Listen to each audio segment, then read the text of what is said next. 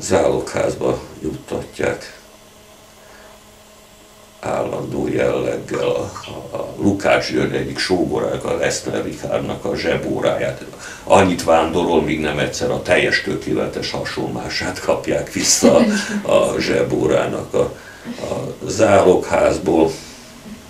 Utána indul a 20. század, szabad gondolat, és így tovább is Alice mindenben részt vesz, közben nagyon nehezen esik teherbe, utána veszélyeztetett, terhes, és akkor találja ki lényegében dédapám azt, hogy tornázni, és ez volt az első, hogy terhes női torna megalapítója, áttételesen dédapám, és ez inspirált aztán később Alice-t arra, hogy 911-ben elmenjen Berlinbe, majd Norvégiába, Menzendighez, és kitanulja a gyógytornát.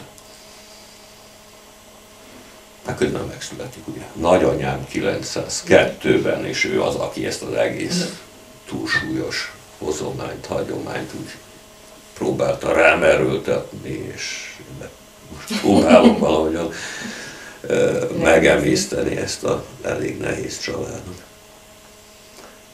Tehát 902-ben vagyunk. Itt a család az nyitott az újításokra.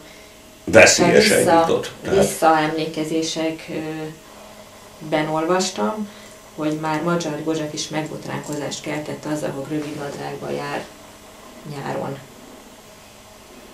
Igen, hosszú haja volt, váligérő haja, szakálla, rövid nadrágja volt.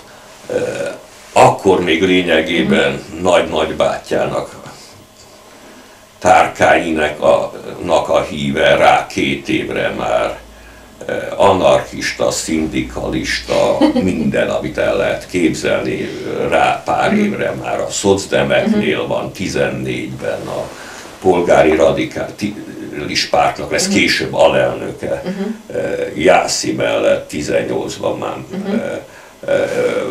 polgári radikálisként, államtitkár, majd szocdemként tanácsköztársaság alatt irányítja az egészségügyet, utána Stromfelddel elkezdenek baloldali frakciózni, aztán 30 tájékán, nem tudom, még a munkásmozgalmisták se tudják pontosan, mikortól datálható a kommunista párttagsága, és ennek köszönhetően megy ki 60 évesen majd a nagy Szovjetunióba, Oroszországba, ígéret földjébe, és úgy végzi, mint jó páran, tehát ő inkább a Landler frakcióhoz tartozott, tehát ők rögtön 38 márciusában valamilyen gulágba vihették, és ebbe pusztul bele.